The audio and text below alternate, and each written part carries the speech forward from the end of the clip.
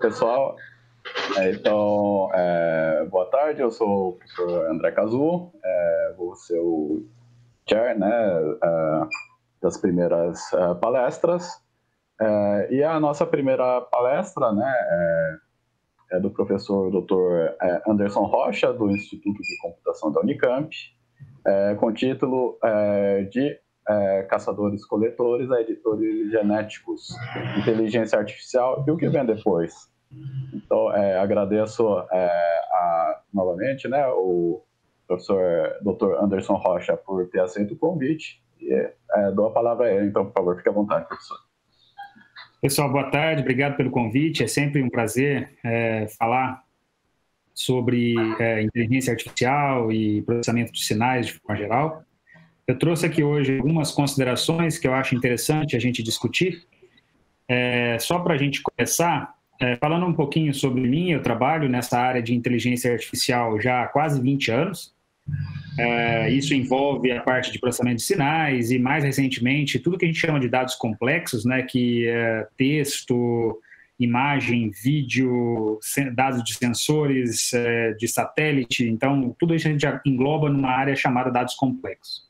Sou professor da Unicamp há 11 anos e coordeno hoje um laboratório de inteligência artificial que tem cerca de 60 pessoas. São 5 professores e 60 pesquisadores, entre alunos de mestrado, doutorado e pós-doc. E o que eu vou apresentar para vocês aqui hoje consiste de discussões com vários colegas, acompanhamento do que vem sendo colocado na literatura e também um resultado que nós temos aqui no laboratório recente, que também é de colaboração de várias outras pessoas. Tá? Então, não é um trabalho individual de maneira alguma. E também vou mostrar que é um trabalho de muita multidisciplinaridade. Então, inclusive, eu trago aqui algumas das instituições que eu atuei como professor visitante nos últimos anos, ficando aí pelo menos um mês em cada uma delas. Bom, o que eu trouxe para vocês é um questionamento rápido de onde a gente começou essa parte de inteligência artificial, ou até antes disso, né, enquanto sociedade. Trouxe um exemplo aqui de processamento de sinal de um dado um pouquinho diferente para contextualizar e para onde a gente quer ir enquanto inteligência artificial, né?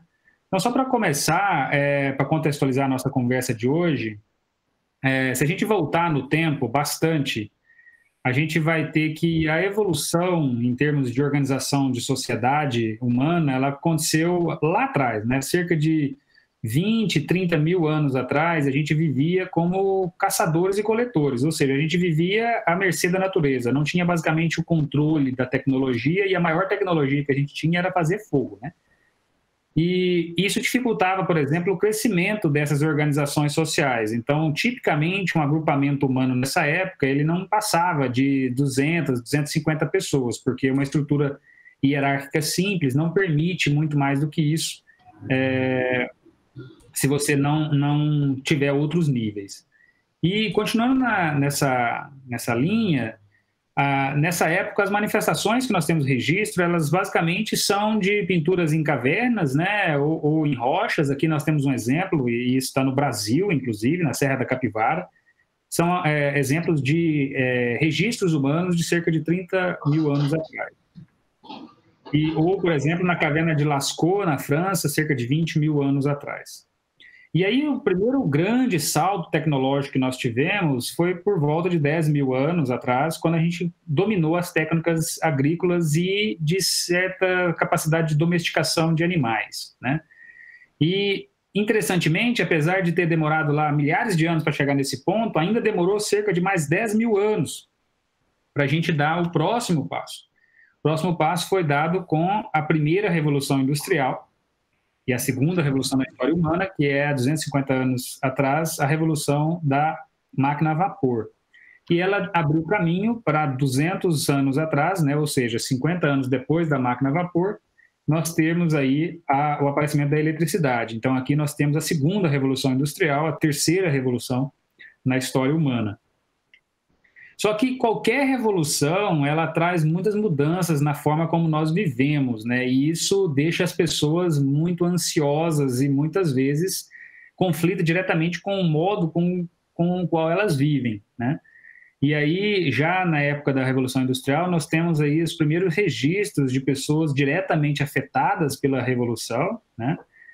Pessoas perdendo empregos, pessoas totalmente sem saber como elas sobreviveriam com o aparecimento das máquinas, né? Então, um dos relatos que nós temos se refere a um grupo de pessoas conhecidas hoje como luditas. Esses luditas, eles se organizavam e entravam em fábricas, eles quebravam máquinas justamente por estar aquilo em conflito com a forma como eles viviam, né? E as questões levantadas pelos luditas 200, 250 anos atrás, elas ainda, algumas delas perduram até hoje, né? Com as tecnologias que estão aparecendo hoje, com os novos desenvolvimentos da robótica, da inteligência artificial, como vão ficar os empregos, né? Então, é uma coisa que eu trago aqui para a gente se questionar. Com a evolução da inteligência artificial e da tecnologia de forma geral, como vai ficar essa sociedade daqui a poucos anos? Como está ficando agora e como vai ficar daqui a pouco, onde essas tecnologias vão estar ainda mais ubíquas, né? Como vão ser os empregos do futuro, que tipo de formação vai ser exigido do novo profissional, como vai ficar a nossa saúde mental, como a gente lida com essa tecnologia em termos de nossas atividades diárias, né?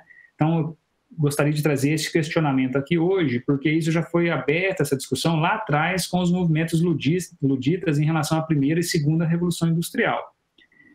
E, naturalmente, dessa Revolução Industrial número 2, nós vamos à próxima, a chamada terceira Revolução, que aconteceu 80 anos atrás, com a Revolução da Computação. Então, muita gente ainda acha que a computação está tendo a sua revolução hoje. Não é verdade, né? A computação ela teve a revolução dela na Segunda Guerra Mundial.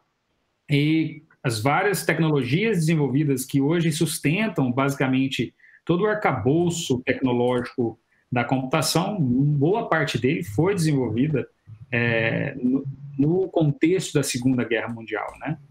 Só que essa revolução da computação, ela abriu espaço para um desenvolvimento extraordinário em termos de análise de dados, né, de armazenamento de dados. Então, um exemplo bonito disso, bastante recente, é a fotografia do buraco negro. Nós nunca imaginávamos ser capazes de tirar uma foto de um buraco negro, né? Aliás, tudo que nós tínhamos em relação a buracos negros eram estudos, né? E aí, no ano passado, um trabalho belíssimo da Kate Bowman e equipe, eles conseguiram fazer toda a parte de processamento de sinais e de alta resolução e lidar com dados assim, em grande escala, e conseguiram fazer essa foto belíssima de um buraco negro, né, que parece um donut. E muita inteligência artificial por trás também nesse processamento. Então, notem que nós saímos de uma situação que a nossa tecnologia mais avançada era o fogo, ou a forma como a gente conseguia fazer fogo, e chegamos hoje à capacidade de tirar fotos de um buraco negro, né? E por que eu estou dizendo isso? Que tudo isso tem acontecido entremeado pela ciência, né? Quando você pensa em qualquer tecnologia, ela é já um resultado de uma pesquisa científica feita anteriormente. Então, a gente, inclusive, costuma dizer que a pesquisa científica sendo feita hoje, tipicamente, ela vai demorar 5, 10 anos para virar uma tecnologia no amanhã, né?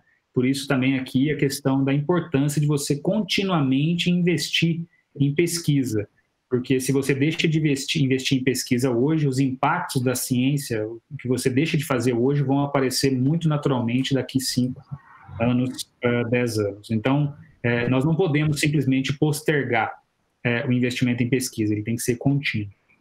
E nesse contexto todo, nós saímos da revolução da computação e vamos para a próxima revolução, né? E essa próxima revolução está muito ligada ao que nós chamamos de inteligência artificial, né?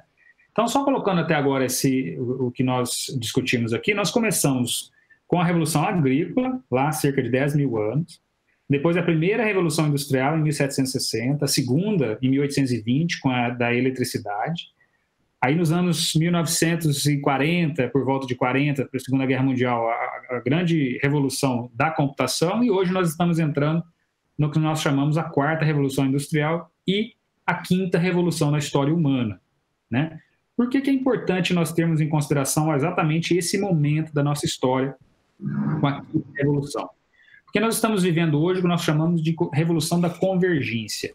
Embora essas revoluções anteriores aqui, elas tenham mudado muito a forma como nós vivemos, elas basicamente estavam em uma frente. Ou seja, a primeira revolução ela trouxe as máquinas a vapor. A segunda revolução ela trouxe a eletricidade. A terceira trouxe a computação.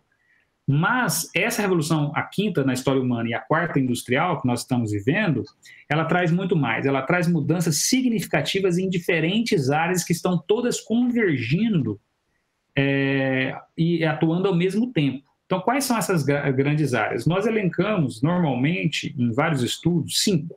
Tá? A primeira é a genética. Nós estamos vivendo um boom de desenvolvimento genético. Não é à toa que o Prêmio Nobel de 2020 de Química foi para as duas mulheres que inventaram a técnica de edição genética chamada CRISPR-Cas9. E a revolução que nós estamos vivendo na genética hoje, ela permite que nós possamos ir diretamente no código genético e fazer edições. Isso tem um impacto seríssimo na forma como nós vivemos. Isso pode ser bom, por exemplo, positivo, no contexto em que você vai ser capaz de lidar diretamente com problemas genéticos e evitar doenças genéticas, doenças transmissíveis geneticamente, problemas que você precisaria realmente ir no código humano, né? Mas também pode trazer problemas éticos que precisam ser discutidos e aprofundados, como o que aconteceria, por exemplo, se alguém decidisse escolher as características dos próprios filhos, né? Características aí na linha de eugenia. Então, hoje nós estamos vivendo essa questão da revolução na genética. Junto com a genética, nós temos a convergência da nanotecnologia. Nós estamos hoje com um grande desenvolvimento tecnológico, capaz de miniaturizar praticamente tudo que a gente vê, né, a ponto de já imaginarmos hoje a possibilidade de, daqui a pouco, conseguir ministrar um medicamento dentro de um tecido doente no corpo humano com nanorobôs, né, com nanobots. E agora, saindo desse contexto nano e indo para o contexto macro, nós temos também uma grande revolução em termos de robótica. Várias indústrias hoje estão trocando mão de obra e colocando robôs altamente especializados nessas funções. Se você fizer uma consulta rápida no Google e procurar, por exemplo, por como são os armazéns da Amazon ou do Alibaba na China, vocês vão ver que hoje o gerenciamento e a atuação nesses espaços basicamente é feito por robôs. Isso aqui também traz uma pergunta direta sobre como nós vamos viver com essa situação nova, né? De novos empregos terem que ser gerados para compensar aqueles que estão deixando de existir sendo pegos por robôs. Então, genética, nanotecnologia e robótica, tudo isso sendo conectado por sensores, né? Então nós temos aqui a convergência da internet das coisas e todos esses dados sendo produzidos pela inteligência artificial, que é justamente essa capacidade, é o quinto elemento nessa revolução da convergência, essa capacidade de um sistema de interpretar corretamente dados do mundo, né? Aprender em cima deles, utilizar essas aprendizagens para atingir certos objetivos, né? E capaz de adaptação flexível. E quando a gente fala de IA, muita gente pensa que é uma coisa nova, mas ela começou há muito tempo. Os primeiros relatos de inteligência artificial são da mitologia grega, 400 anos antes de Cristo, em que já se discutia um autômato de bronze capaz de forma autônoma, né, gerenciar e proteger a ilha de Creta. Esse autômato é descrito como feito pelo deus da metalurgia, Hephaestos. E Aristóteles também já discutia em suas obras a possibilidade de um ser com uma inteligência não humana. E a única situação que ele antecipava, por exemplo, de ter alguém não precisando de funcionários, subordinados, escravos, e que esse indivíduo, esse autômato, poderia tomar conta de serviços que o humano não precisaria mais se preocupar. Então, já discutido aqui em Aristóteles, 350 anos. E muita gente pensa que é algo novo, né? Mas aí tem outros desenvolvimentos ao longo da história, como no Renascimento, com Da Vinci, ou ainda no Renascimento, com a lenda do Golem, o boneco feito de argila para ajudar em trabalhos domésticos, que inclusive é uma das motivações do Rodney Brooks, nos anos 2000, criar o Roomba, aquele robô capaz de fazer aspiração de pó nas casas. E aí até o paper seminal do Alan Turing em 1950. Então, toda essa discussão deu origem a isso que nós chamamos de inteligência artificial, e ela é hoje esse quinto elemento na revolução da convergência, né? E aí, só para mostrar como que hoje está tudo conectado, eu trouxe aqui um exemplo de IA que a gente tem no laboratório. É um resultado recente nosso, ligando IA com metabolômica. Então, só para dizer o que é metabolômica, o ser humano, os seres de forma geral, vivos, eles produzem o tempo todo, transformam e consomem pequenas moléculas. Tá? Essas pequenas moléculas, às vezes, são responsáveis pelo crescimento molecular, pelo crescimento celular ou pela defesa do organismo. E a área que estuda isso se chama metabolômica. Então, a gente tem lá que quem estuda o DNA, por exemplo, é a genômica, quem estuda mRNA é a transcriptômica, e quem estuda a influência do meio no indivíduo é a metabolômica. E aí ela pode ser tanto do meio ambiente, externo, quanto interno. Então, se ela for interna, é, por exemplo, o processo de fabricação de vitaminas, ácidos graxos. E se for do mundo, como uma droga, por exemplo, ou um vírus, afeta esse indivíduo. O problema é que no nosso corpo, nós temos mais ou menos 20 mil desses metabólitos. E a pergunta que a gente se fez lá no começo da pandemia era se não seria possível analisar esses efeitos do ambiente e tentar desenvolver um novo teste, né, de Covid-19. Então, a gente fez um estudo muito grande nessa área, a gente já tem experiência com isso de vários anos, né, lidando com metabolômica e inteligência artificial, então é um tipo de sinal bem diferente.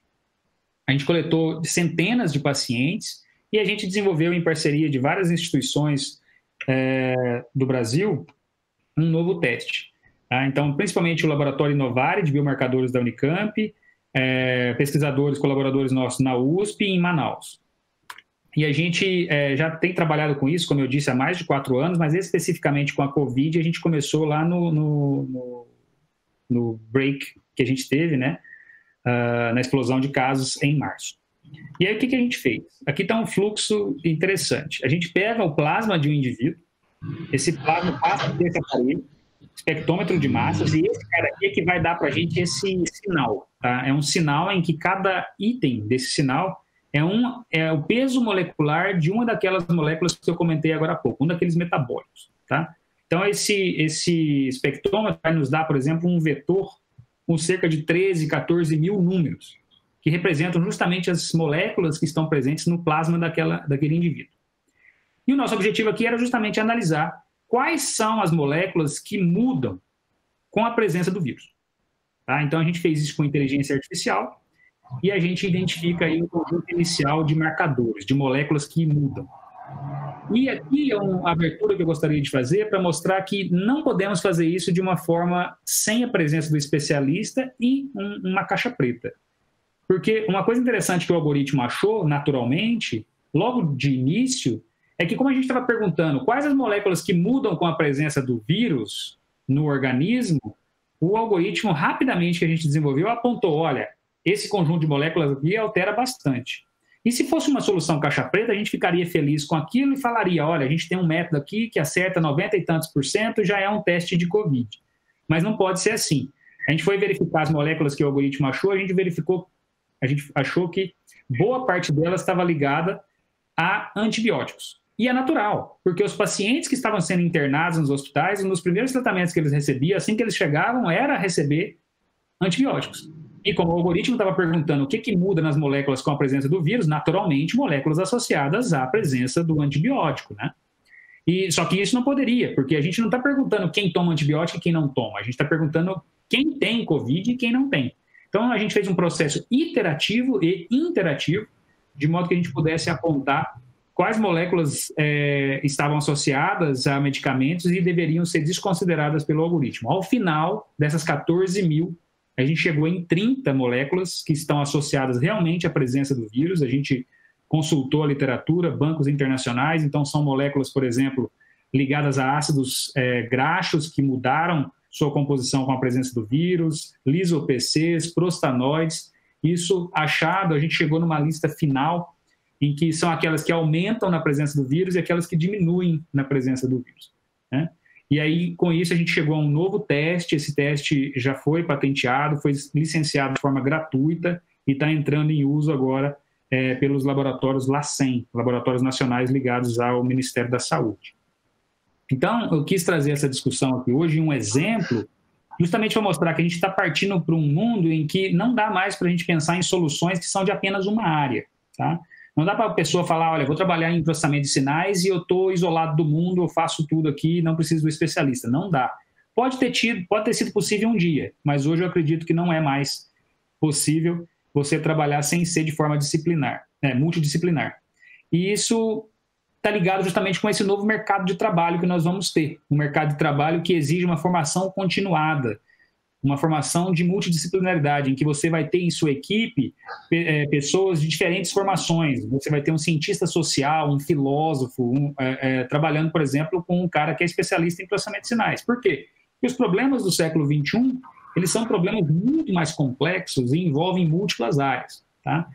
E essa revolução da convergência, ela está trazendo para a gente muitas mudanças. Mudanças, por exemplo, agora numa economia que considera a multidão, crowd economy, todo mundo participante do processo. Nós estamos vendo agora com a instalação do Pix no Brasil, novas formas de pagamento, mas na China isso já existe há muito tempo. Na China não se usa dinheiro mais, as pessoas usam o código de barra 2D. Para você doar uma esmola na rua, muitos pedintes, eles usam um código de barra que você simplesmente tira uma foto.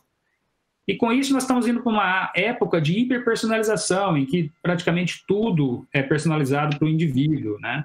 Usando essas tecnologias. Isso vai mudar a forma como a gente se movimenta nas cidades, como a gente lida com seguros, com finanças, com saúde, essa necessidade do trabalho em equipe, e como a gente vive nesse mundo que é um mar de dados, né? A dicotomia presente entre o que é verdadeiro, o que é falso, o que a gente pode fazer a respeito, né?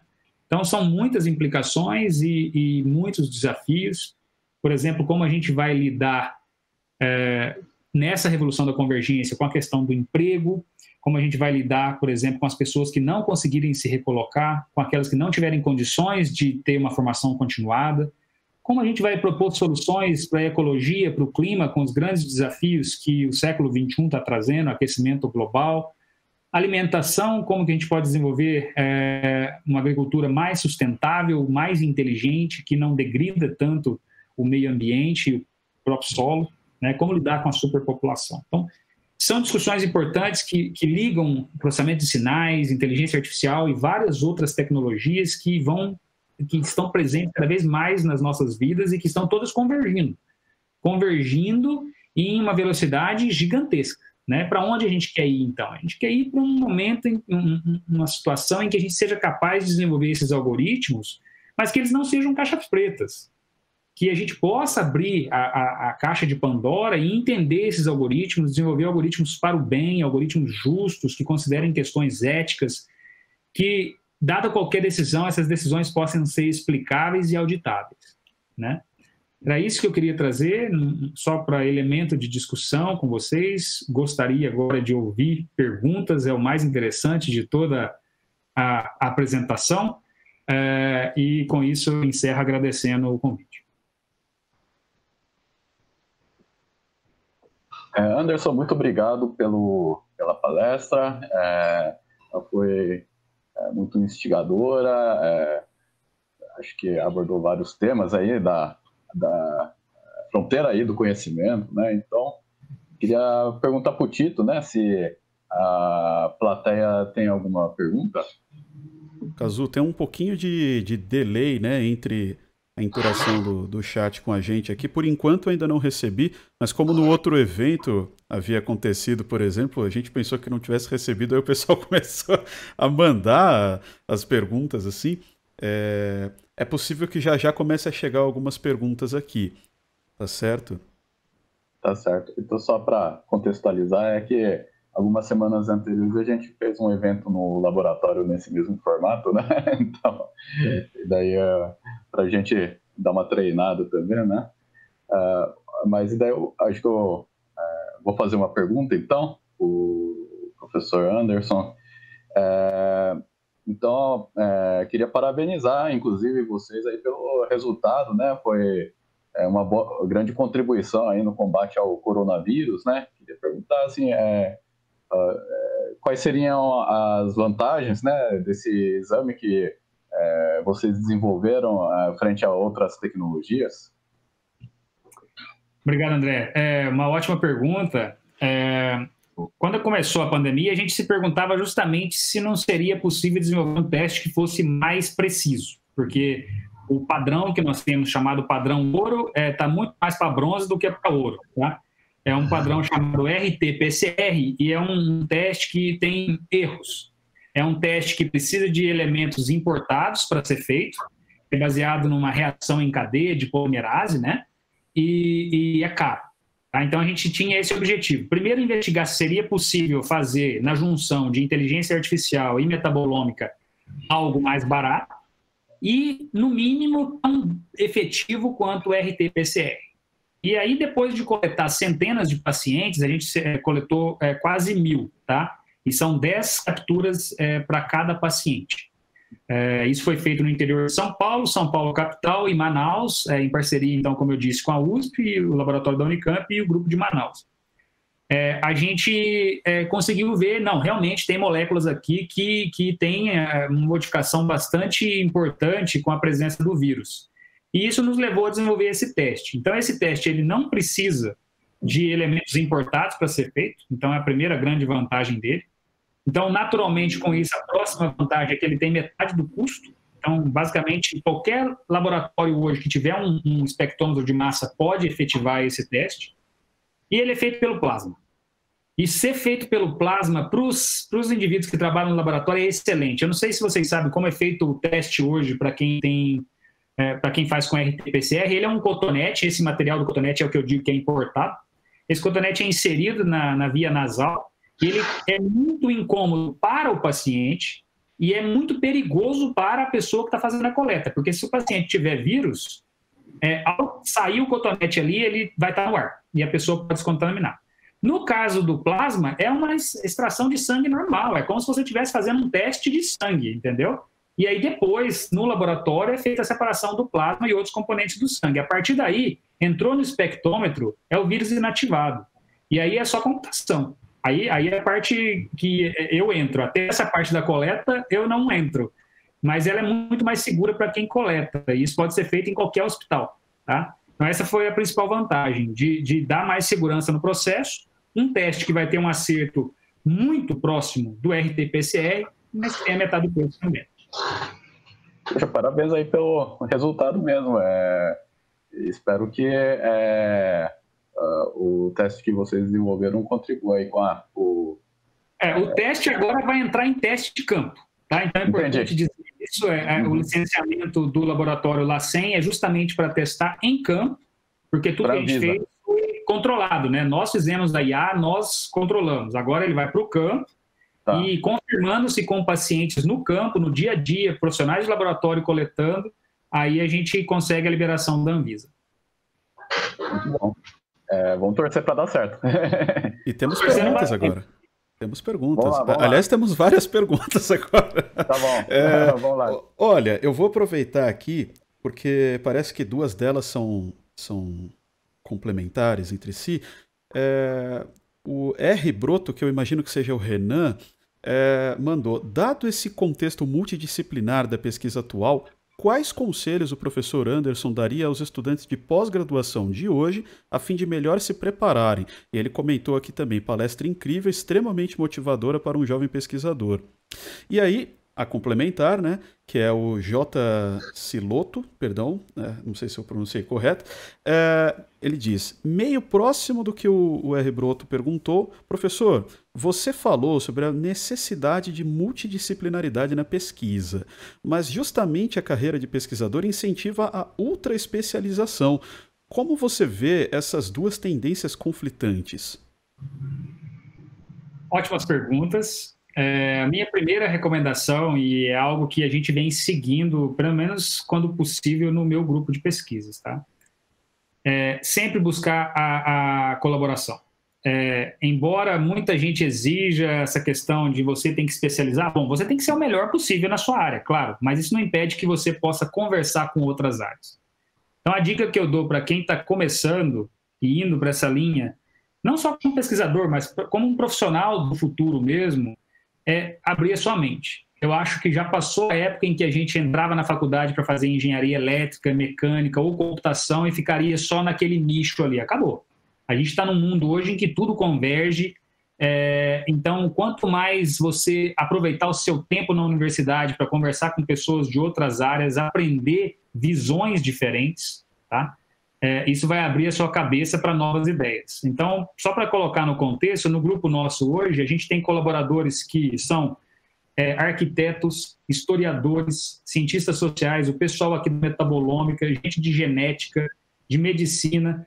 Não tem como a gente fazer pesquisa de impacto hoje ou trabalhar em uma empresa de impacto, por exemplo, uma Google. Você vai ver que lá tem filósofo, você vai ver que lá tem sociólogo. Por quê? Porque são essas pessoas com formações diferentes que permitem justamente resolver problemas complexos. E essa questão da dicotomia entre a universidade exigir uma formação especializada e, ao mesmo tempo, a multidisciplinaridade, eu acho que ela está mudando, tá? Ela é uma visão lá dos anos em que isso era importante, você não tinha gente especializada nas áreas, então você tinha que incentivar isso, mas hoje em dia a gente está caminhando por uma linha em que você, ao mesmo tempo que você pede para o indivíduo conhecer muito bem a área dele, você já incentiva esse indivíduo a colaborar com outras pessoas para ouvir ideias diferentes. E é esse potencial que eu acho que é o que vai ser o mais importante para o profissional do futuro, a capacidade de conversar com diferentes áreas. Perfeito. Professor, tem mais uma pergunta. A gente tem tempo para... Nós temos tempo para mais uma pergunta? Sim. Tem mais uma pergunta bem bacana aqui também. Se eu não me engano, é da Renata Paz. Ela pergunta aqui, muito boa palestra, eu gostaria de saber se o senhor acha que os governos já estão dando a devida atenção ao avanço das tecnologias e os impactos nela na sociedade, e se esses cuidados devem vir só do governo ou de iniciativas privadas e civis também. Ótima pergunta, a gente poderia ficar falando sobre ela 1 hora com maior tranquilidade. Eu acho que o principal elemento a cobrar esses estudos e essas discussões é a sociedade civil. Eu acho que uma das razões da gente sempre buscar e incentivar a educação. Eu acho que um país educado vai ser um país capaz de questionar justamente esse tipo de situação. Infelizmente, de forma geral, nós não temos um planejamento governamental para esse tipo de questão, de impactos das tecnologias na vida das pessoas. Não é o caso brasileiro, é muito pouco o caso americano, tá? E tem sido um pouco o caso chinês. No caso chinês, eles já têm planejamentos para desenvolvimentos tecnológicos até 2035. Se você olhar o plano de desenvolvimento tecnológico da China, em inteligência artificial e revolução da convergência, você vai ver que eles já estão delineando até 2035. É uma coisa linda. Você vê como eles estão avançados. E depois que eu comecei a estudar isso, eu vi que não há razão, não tem como, em 15, 20 anos, a China não ser a maior potência dessa área no mundo. Porque eles estão muito à frente em termos de planejamento. Enquanto o Brasil aprovou agora uma legislação de proteção de dados, que foi um grande avanço, nós não temos nenhum outro estudo, por exemplo, sobre como incentivar o desenvolvimento de inteligência artificial ou de tecnologias para o bem da sociedade. Não temos. Aqui parece que a cada governo que aparece, você perde tudo o que estava sendo feito em governos anteriores. E no mundo hoje, eu diria que os maiores exemplos dessas discussões estão na China e na União Europeia. A União Europeia também está bastante avançada, inclusive a parte de explicabilidade, de abrir a caixa de Pandora, saiu com a GDPR deles, que a nossa nem menciona, tá? A nossa GDPR aqui, a nossa Lei Geral de Proteção de Dados, não coloca como obrigatório a questão de você ter algoritmo que é explicável quando lida com a vida de pessoas. Isso foi mencionado en passant. A GDPR não. A partir de julho de 2018, já é obrigatório que um algoritmo que toma decisão a respeito, por exemplo, da vida de uma pessoa, se vai conceder ou não crédito, se ela pode isso ou não, o algoritmo tem que ser explicável, porque a pessoa pode demandar na justiça uma análise de auditoria daquela decisão. Então, assim, precisamos ainda, como sociedade, forçar e nos educar e cobrar os nossos governos, porque não vejo outra forma. Se a gente não fizer isso, não vai vir de cima para baixo por boa vontade, não.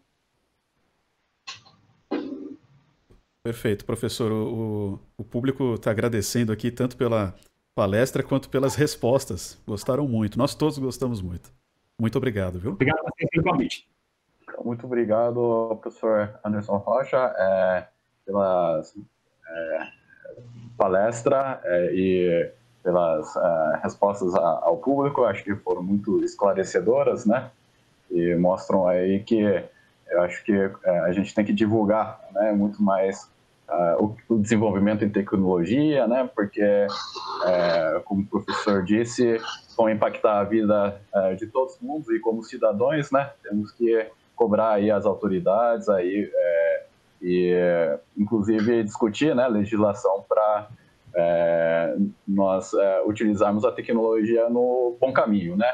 Não haver abuso, esse tipo de coisa, né? Então, muito obrigado mesmo.